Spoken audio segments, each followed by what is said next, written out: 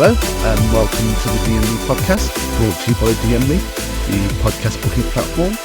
Whether you're a podcaster or an aspiring guest, the DME app is a perfect platform for you to get booked and manage your podcast bookings.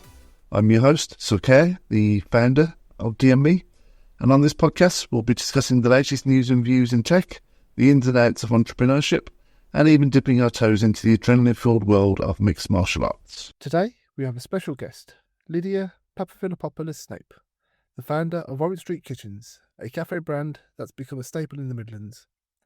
Lydia's journey from musician to successful entrepreneur is truly inspiring. In this episode, she opens up about the challenges facing hospitality businesses today, from rising costs and VAT hikes to ongoing staffing shortages. We also dive into the impact government policies are having on small businesses and why Lydia has become an outspoken advocate for the industry. If you're a fan of great food, independent businesses, or just want to hear a passionate entrepreneur, then this one is definitely for you. So please welcome Lydia Papafilippopoulos-Snape. Welcome to the DME podcast. Hello, thank you so much for having me.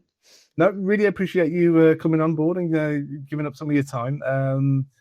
Thankfully, I can just pronounce the Snape part and not the second part of your hyphenated surname, which I think hopefully you'll do me the honour of pronouncing for me. Sure. So my name is Lydia Papafilippopoulos-Snape. My dad's Greek, and I just loved the name so much that I swore I'd never change it. And then I married a guy whose surname is Snape, and I'm a massive Harry Potter fan. So I was like, well, I'm just going to have to throw these two together now, aren't I? And so now I just have the most ridiculous name in existence. It's not ridiculous at all.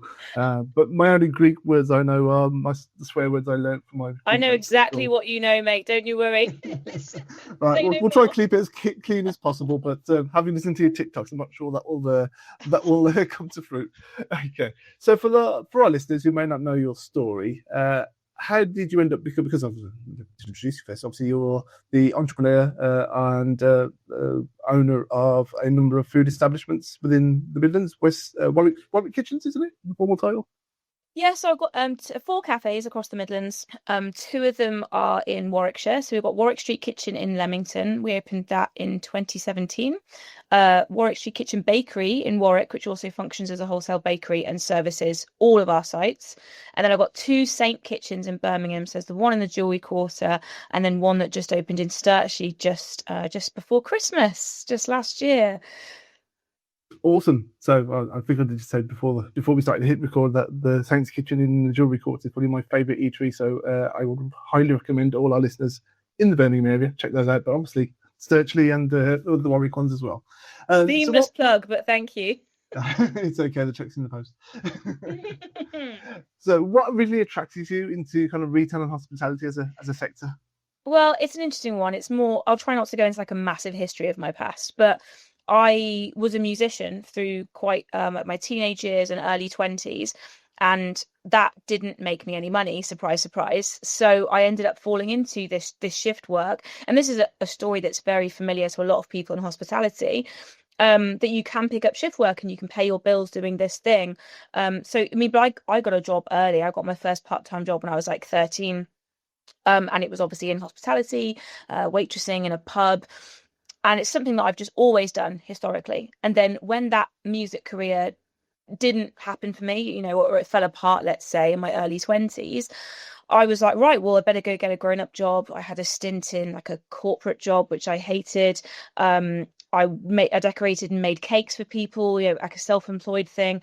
And I just found myself, because I'd always held down like a part-time job in hospitality, I found myself really looking forward to those days over anything else. Like I just loved the teamwork aspect. I loved the hustle of busy service. I really enjoyed being proud of the product. So I was like, well, there was just this real moment where I was like, I'm built for this. Like I understand this industry and I can do it well. No one's ever really had to kind of explain the flow of it to me. So I ended up working full time, but just from a place of love. That's what it is. When you say what attracted me, it was pure love and passion. And then eventually, after sort of working my way up through working for another indie operator and becoming like ops manager for their business, I was like, well, I'm going to do this for myself. I always had an itch to do it for myself. And that was it. 2017, opened my own business. Fantastic. So obviously there's a passion to it. What are the secrets to a good hospitality business?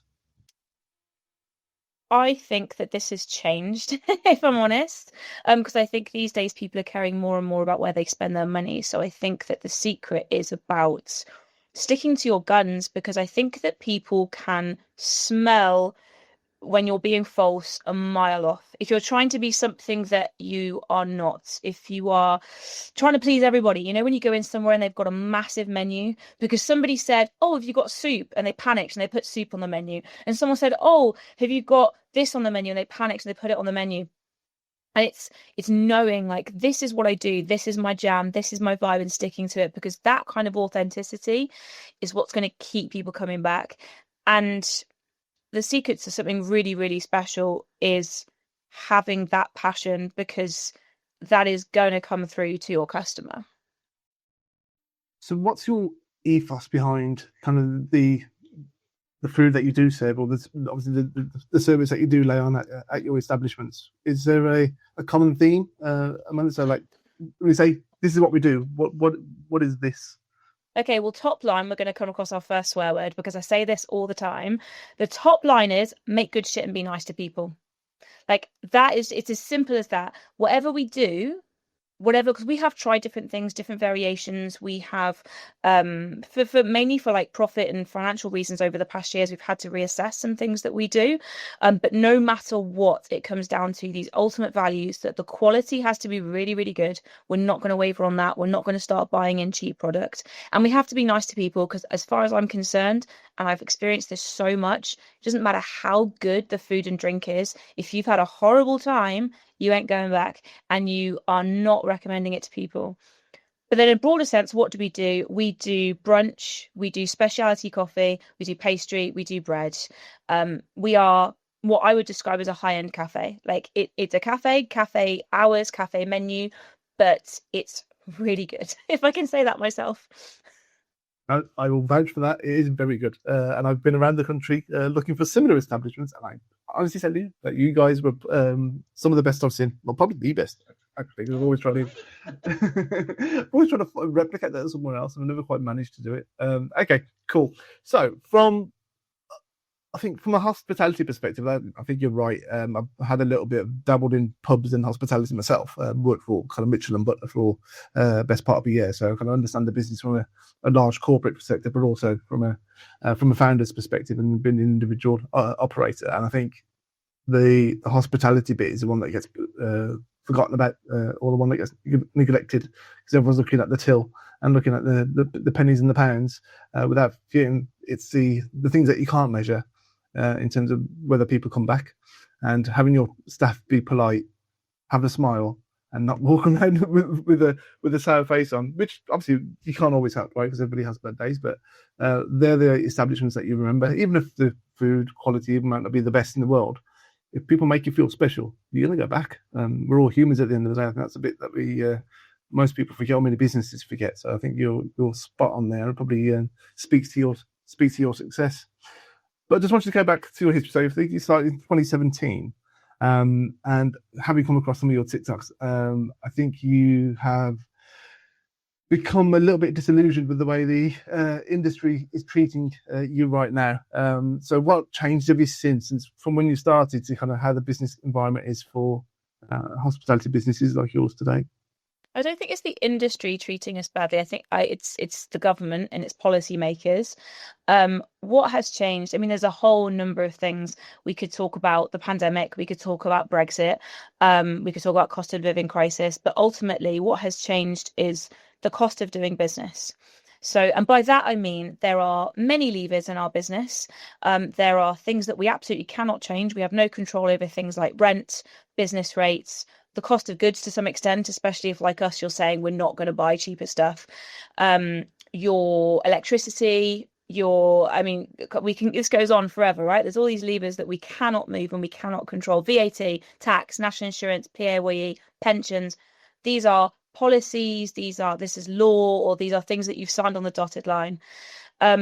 All of these elements, especially in the last two budgets in the last 2 years, have gone up hugely. And this is where you're saying I've seen some of your videos on TikTok and Instagram and stuff, because I just started speaking about this really audibly, because we are in an industry where we cannot just keep passing this cost on to the customer. They'll just stop coming in. So that's what's changed. In 2017, when it was, I'm going to say relatively easy for a good operator, for people who knew what they were doing, it was relatively easy to make a profit. And now we are trying to survive in an industry and a climate where it is getting increasingly harder to work at a profit. I know a lot of people that are celebrating breaking even and a lot of people running at a loss, which is why we're seeing a lot of places closing down, like more and more and more every day, seeing places close down. So the greatest difference is the cost of doing business has increased exponentially beyond the point where we can just pass it on to the customer.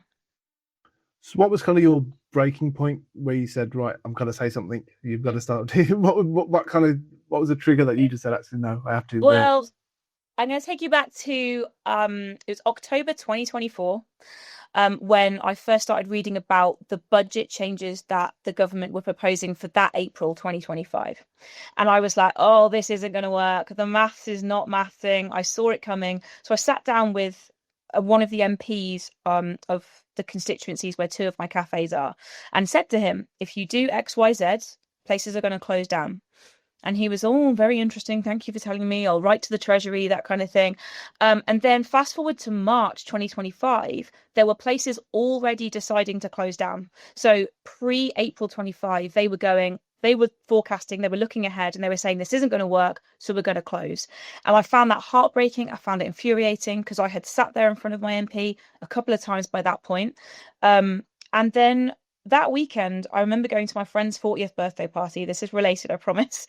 And a few people that I haven't seen in a while were like, oh, how's business, etc. How's it going? And I was like, you know what? It's tough. It's pretty tough. Like, I'm not going to mince it for you. And they were like, oh, that's interesting. Why? Your places are always really busy.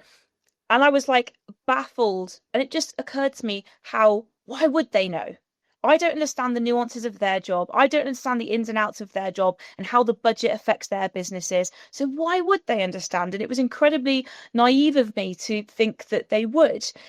So I then went home, and the next day I sat in front of a camera and did a video about it. And it just went viral.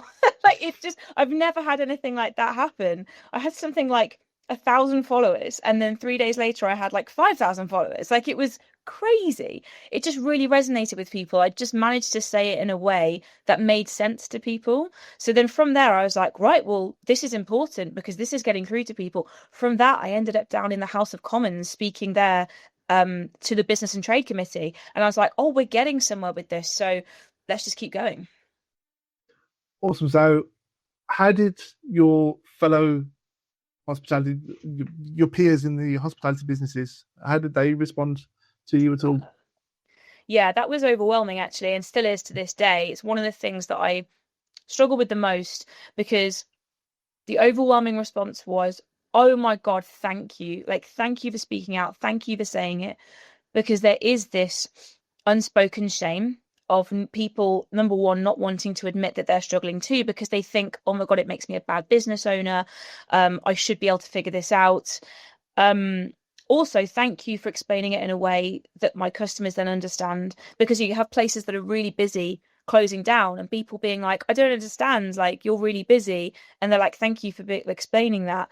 And then also I just get this influx of heartbreaking messages from people who are going through some real shit and really struggling and not really knowing what to do, and then seeing me as some kind of like answer, maybe something that I can help them with. And there are things that I can help with and have helped with, absolutely, because I've certainly learned some things along the way in terms of operating a smaller business and growing and scaling and that kind of thing. I will absolutely always help if I can. But I hear some really heartbreaking stories. Yeah. Obviously that's from the independent sector. Have you had any kind of support from the more corporate entities? I know obviously Birmingham, the Midlands, has got quite a rich history in food production and hospitality services. Have they reached out to you at all, or from the corporate world at all, or have they issued you support, or have they not shared your concerns? I mean, not that I know of. I've ended up meeting, I don't know if you know, but there's a lobby group or a trade body called UK Hospitality. they think that they say that they're the largest trade group in the UK for hospitality. They are often criticized for only working with like the big corporates and stuff, and you can see them really trying to sort of hone in on the independents off the back of that. They've certainly reached out. I've met them a few times. I've been on panels or been around tables with them a few times. So I guess to some extent you can see that yes, that side of the industry absolutely is lobbying as well. But I'm also in so many WhatsApp groups and like round tables with other with some big hitters in the hospitality industry who are frustrated that more of those people aren't speaking out.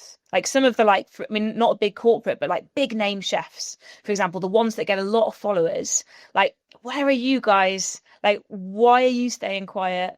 A few of them say a little bit here and there, but yeah, no, they could be better. Yeah, I think Tom Kerridge was the most visible one recently. I think he kind of spoke out against one of the Labour policies. I don't know which one specifically was. Maybe the VAT. No, it's the VAT. Maybe the business rates. The business rates one I think it was. But that's after he was supporting them all for the last 18 months. Is anybody actually kind of hit him? Did he actually speak out? But I think people have, especially in industry, are going to have a wider view, and it's a supply chain from the independent sector into the kind of the medium, small and medium enterprises that end up being corporates. I think they kind of forget that a little bit. And having worked for one of these big corporates, a lot of the ideas that they have for their brands, they're nicking off the independent sector anyway. That's interesting. Now, so privy to some of those conversations, it was like, oh, so and so down there is doing really well. We'll do that. Well, you see this in Starbucks models. Like in the last 5-6 years, a lot of Starbucks have started to look suspiciously like your lovely little neighborhood hipster coffee shop. They completely rebranded and redid their menus to model the thing that people were really enjoying drinking. Like you can see it happening in real time. Yeah, I mean, my own biases. I love an independent, high-end-ish pub. And it pisses me off when I have to go and I look at it and go, I have to go and look at the small print on the website and go down to the bottom, disclaimer, and it's owned by one of the big pub companies because obviously they're branding themselves as independent and not having the Marstons or the Green King or the big brand on the front of it, which is a little bit frustrating because you always think you found a little gem when it's independently owned.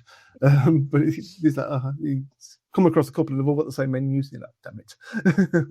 So obviously, when you talked about lots of issues from taxation, business rates, how are you finding the staffing side of things? Are you still able to recruit teenagers looking for their first job, or is it even more difficult than it ever was? Well, I mean, there's two sides to this. In terms of like, if we put a job advert out and we need somebody, can we fill that position? Absolutely. People want jobs, they do. And there is a youth unemployment problem in this country. But the real question is, can we afford to hire them? So it's like, it's not do you want to and is it possible? It's more the fact that, and disclaimer, every time I mention national living wage, people seem to think that I'm like anti a higher national living wage. Absolutely not. Should people be able to work full time and pay their bills? Absolutely, of course they should.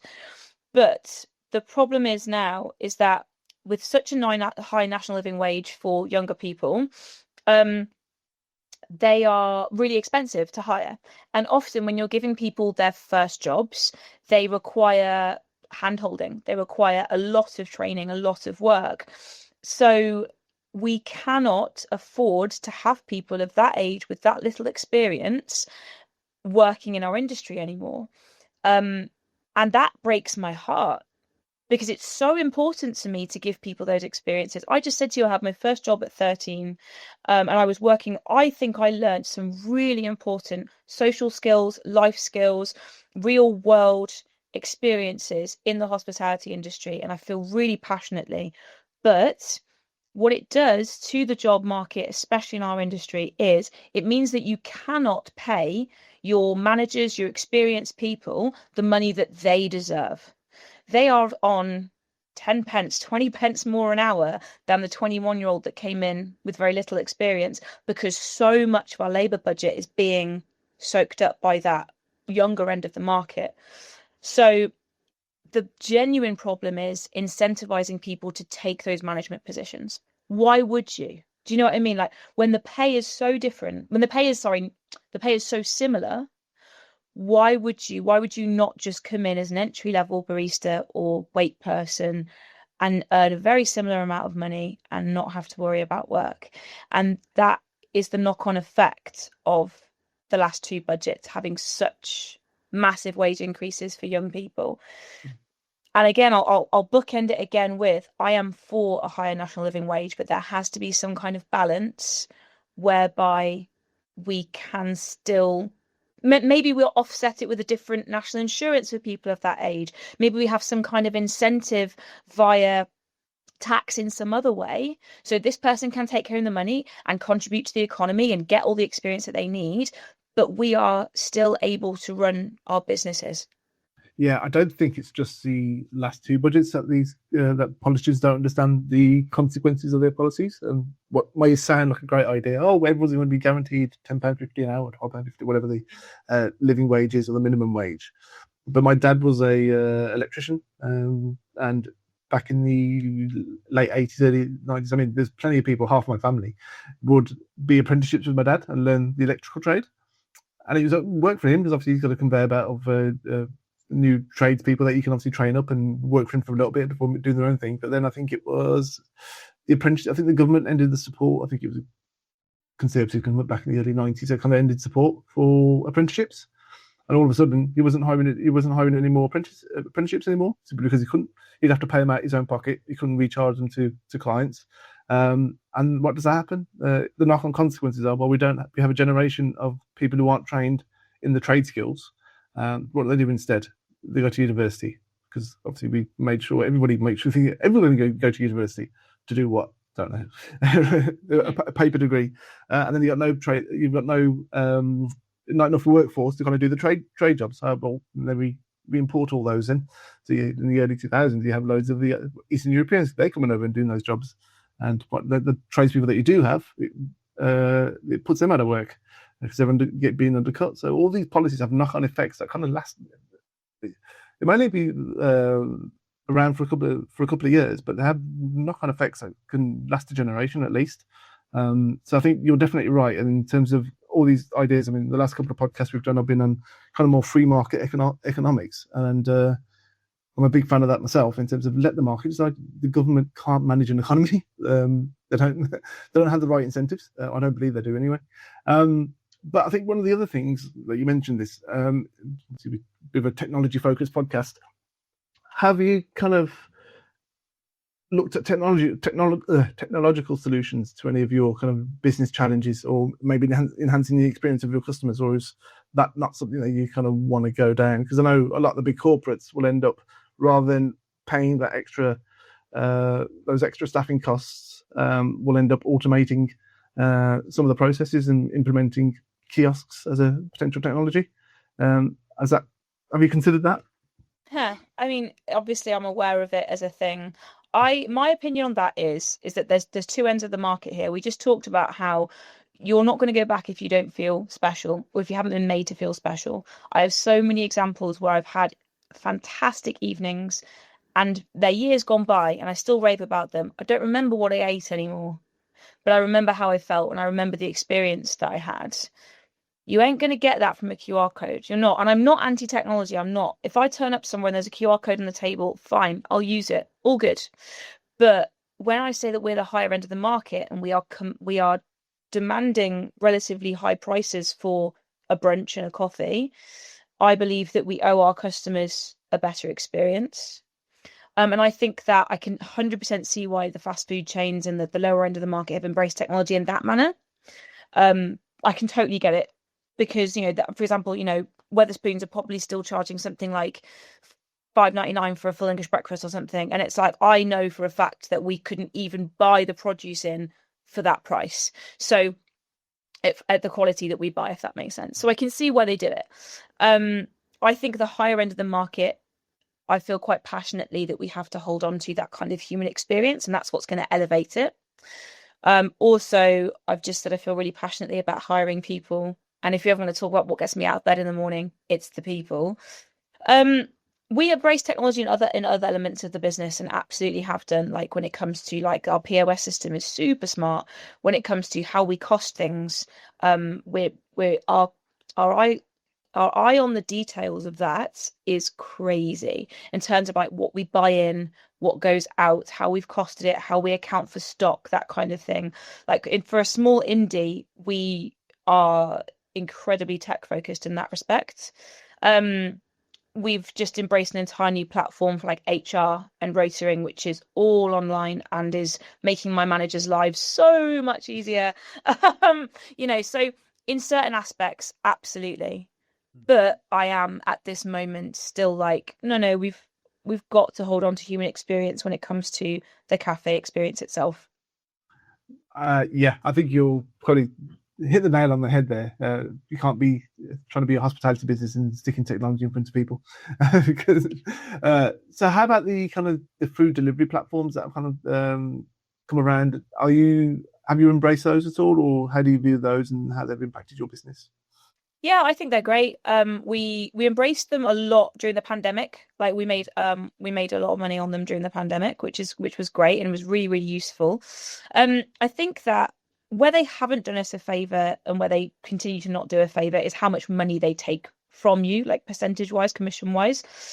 But we have to see it as a marketing platform.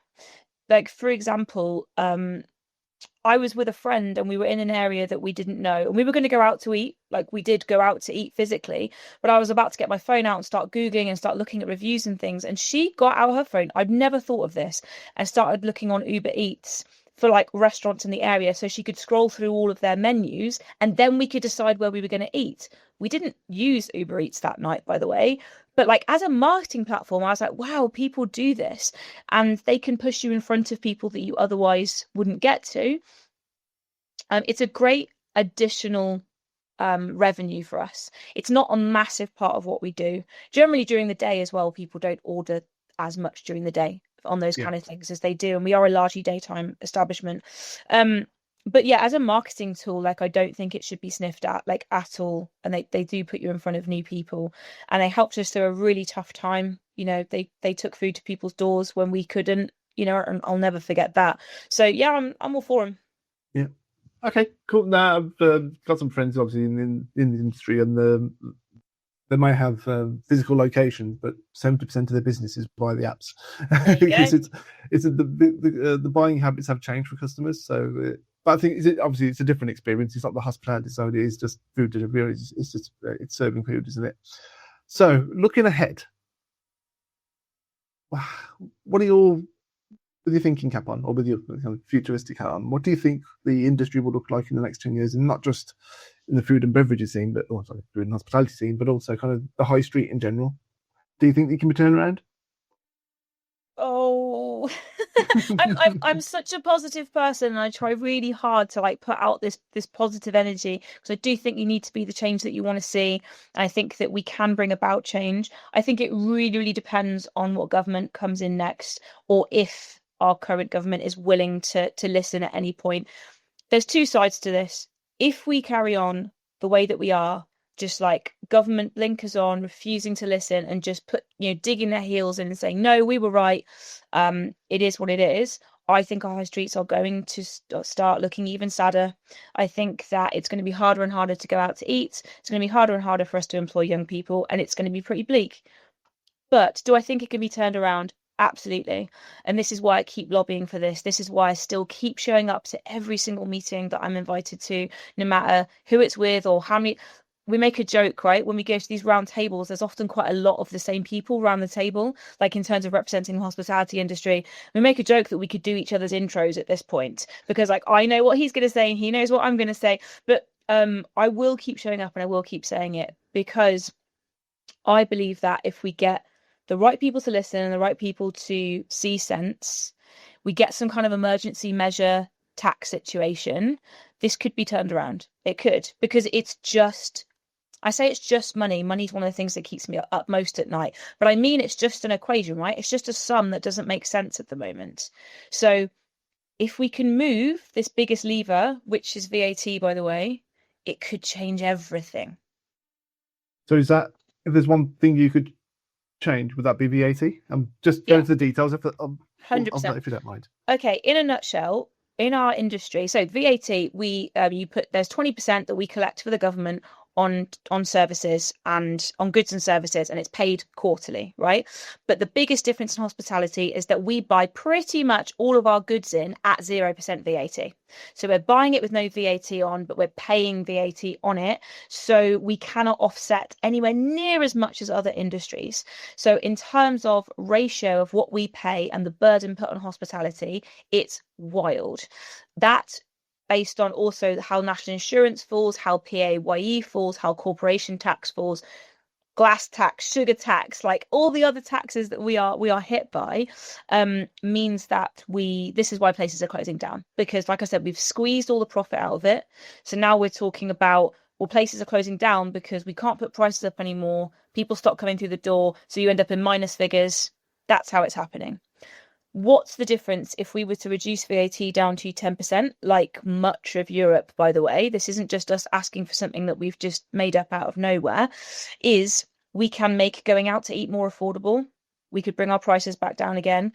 People would go out more. We would generate more revenue. We would create more jobs, which means that people would go out and spend more in the economy. People who are smarter than I have modelled this and have shown it to government. UK Hospitality did a very, very convincing model of what this would look like in 3, 4, 5 years' time, and it works out net positive for the Treasury. I work with a group called Wonky Table Hospitality who have also just modelled this and shown it to government. Like, a load of people have modelled this and shown that and it works in Europe, right? I don't know when was the last time you went on holiday in Europe. Their hospitality scene is thriving. Tuesday afternoon, Thursday night, Sunday morning, there are squares full of people enjoying food and drink with their friends and family. Next time you go out in Europe, when you're fortunate enough to go out, look at the receipt, look at what it says VAT on there. It's the answer. Yeah, I think you're right, because when you just said it, I was when was the last time I was out in Europe? And it was probably just about a year ago. It was in Budapest. Me and 5 mates sitting outside, have a bar, be drinking for about 3-4 hours on the trot, some food as well, and the bill came to €100. We'd be expected to pay 300-400 here for the equivalent. And yeah, you won't get any argument from me about taxation, because I hate all taxes, not just VAT. I mean, we've got to pay tax, right? Like I'm not so sure. I mean, I'm pretty sure that our country needs to run somehow, but I will compromise and say 10%. So that's my great big-brained economic idea: is you can have all the taxes you want, or keep the existing ones you have, but every single tax is at 10%. That's it. And that's I think that's a reasonable, fair amount. And everyone can calculate what 10% is, as opposed to 17 here and 6.5 here. The thing that I'm trying to say to MPs at the moment and policymakers is, because they're all like, oh, we're in a massive deficit and it works out as a negative to the Treasury. And I'm like, I understand that seems really scary to you. I get it, because you've got the whole country to look after. But would you rather have more tax from fewer businesses, because they're all closing down, by the way, or would you rather have less tax from more thriving businesses? Like, to me, one far outweighs the other, because, by the way, the people that are surviving, the people that can carry on paying their tax their VAT at 20%, are the big corporations who, by the way, a lot of them have offshore head offices where they can offset all of their profits and not pay things like corporation tax in the UK. So someone like Starbucks, who are like, oh, we made 25 million profit last year. No.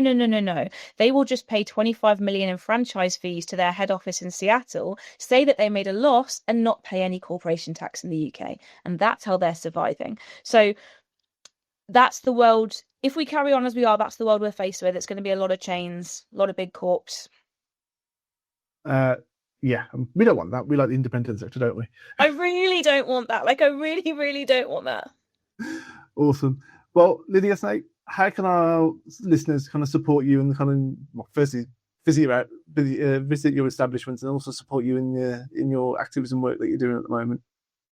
So there's kind of 2 things people can do in terms of like supporting independence and hospitality. I think this is really important to talk about, because it's not so easy for me to say just go out and spend money, which, by the way, really does help. Like, pick your favorite businesses that mean the world to you, the ones that you'd be really heartbroken about if they close, and spend your money there when you have it. Whenever you can, please do. That's really important.